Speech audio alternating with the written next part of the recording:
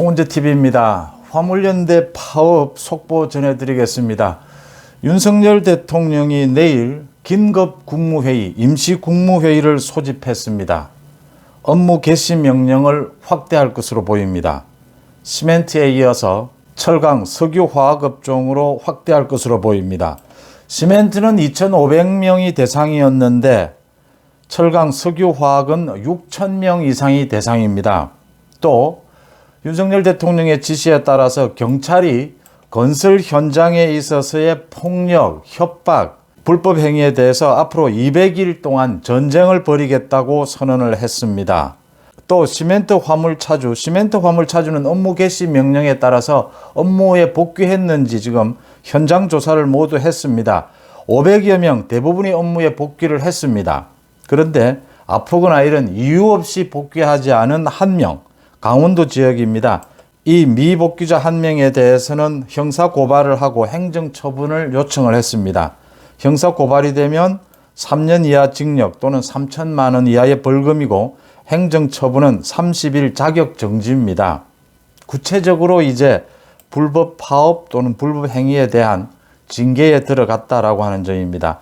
경찰이 앞으로 200일 동안 건설 현장에서의 불법 행위, 노조의 불법 행위, 노조가 자기들의 노조원을 취업시켜달라, 고용을 해라. 그렇지 않으면 건설 현장에서 업무를 방해하거나 건설 자재 수송을 하지 않는다든지 이런 건설 현장에서의 불법 폭력, 갈취까지 있습니다. 이렇게 돈을 갈취하는 이런 부분에 대해서 200일 동안 전쟁을 벌이겠다라고 했습니다. 업무 개시 명령, 시멘트에 이어서 확대할 것이냐, 확대하지 않을 것이냐. 모든 준비는 끝났습니다. 지금 시멘트는 빠르게 정상화되고 있는데 가장 심각한 것이 철강, 석유 쪽이다. 이 부분에 대해서 업무 개시 명령을 추가로 내리느냐 내리지 않느냐. 내일 이제 일단 윤석열 대통령이 임시국무회의를 소집한 것으로는 철강 부분에 대해서 업무 개시 명령을 확대할 것으로 무게가 실렸습니다. 오늘 밤 사이에 이 화물연대가 파업, 거의 지금 파업은 실패로 끝났습니다. 이것을 접지 않는다면 원희룡 장관이 화물연대 측과 만났습니다. 면담을 했습니다. 그 자리에서 화물연대 측이 대화를 하자 이런 제안을 했는데 원희룡 장관이 어제 이런 지하에 업무에 복귀부터 하라. 그러면 모든 것을 열어놓고 대화할 수 있다.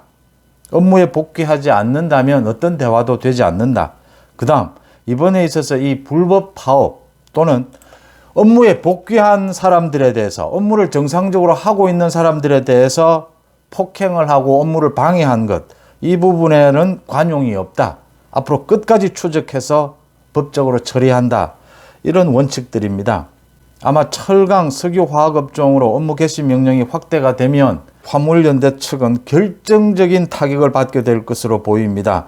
거기에서 더 나아가서 민노총 지도부가 이번 이 파업에 참가하지 않는 노조에 대해서 협박하고 또 참가해서 이탈하는 노조원에 대해서 폭행한 부분, 이런 부분들에 대해서도 형사처벌될 것으로 예상이 됩니다. 또 경찰이 건설 현장에서의 이런 불법 갈취 행위, 이런 부분들이 주로 이루어지는 것이 노조에 의해서 이루어지게 됩니다. 이 부분에 대해서도 200일 전쟁을 벌이겠다라고 한 만큼 앞으로 줄줄이 건설 현장에서의 불법 행위, 이런 부분들이 단속이 될 걸로 보입니다. 경찰은 이번 파업과는 직접적인 연관은 없다. 그동안도 건설 현장에서 벌어지는 노조의 불법 행위에 대해서는 계속 단속을 해온 부분이다. 그걸 앞으로 더 강화하겠다는 것이다 라는 겁니다. 조직적인 폭력, 협박, 금품 갈취, 집단적인 위력을 과시하는 업무 방해, 폭력 행위 등입니다. 윤석열 대통령이 내일 임시국무회의를 소집한 만큼 업무 개시 명령을 확대할 것으로 예상이 됩니다. 화물연대가 여기서 오늘 밤, 내일 아침까지 이 불법 파업, 집단 운송 거부를 접지 않으면 업무 개시 명령이 확대될 것으로 보입니다. 화물연대 속보 전해드렸습니다. 송은재TV입니다.